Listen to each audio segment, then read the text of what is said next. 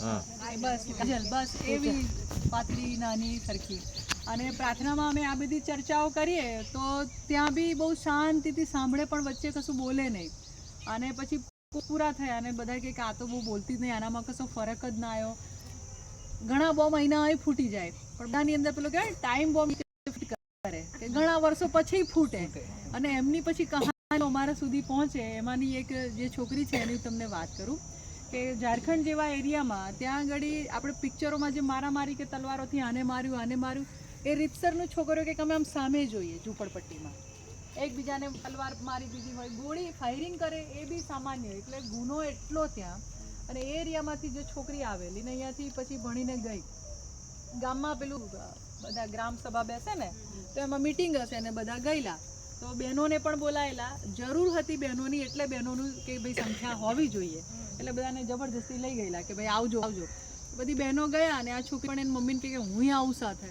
તો ત્યાં ગયા એટલે પછી પેલો સરપંચ હતા એ રાજપૂત કમ્યુનિટીના એટલે એકદમ આવ્યા અને આવીને બેસે બોલો ગાય શું છે કેમ બધી ભેગી થઈ આમ તેમ.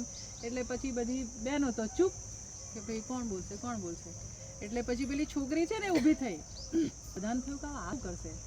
એ કે પહેલાં તો તમે સરપંચ નથી, સરપંચ બેન છે એમને બોલાવો, અમારે જે બી કહેવાનું છે સરપંચ બેનને કહીશું. એટલે પેલાને તો વાળો તો લોહી ના નીકળે અને ધુઆ પુઆ એકદમ કોણ છે આ, ક્યાંથી આવીને કેમ ને બધું.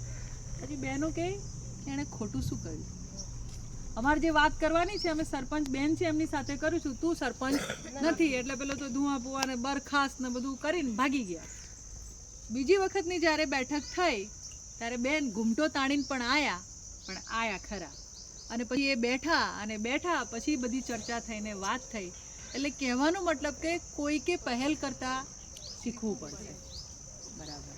એટલે આવી તો ઘણી બધી. અમારું અહીં ગામ છે નાની દેવતી અને અમે લગભગ વર્ષનો 36,000 રૂપિયા ટેક્સ ભરીએ. 36,000નો ચેક આવી અને તલાટી અને સરપંચ આવીને લઈ જાય. ગામમાં આટલો સુધારો કરે નહીં. એક વખત સ્કૂલના આચાર્ય બેન આવ્યા મને કંઈક બેન કે આવડી મોટી સંસ્થા છે ને અમને ટેકો કરો, સ્કૂલને કલર કરાવો. મેં કીધું મને આપવામાં કોઈ વાંધો નથી, હું પર્સનલી આપી દઉં તમારે કલર ના. બહુ તો કેટલા 5,000 થશે.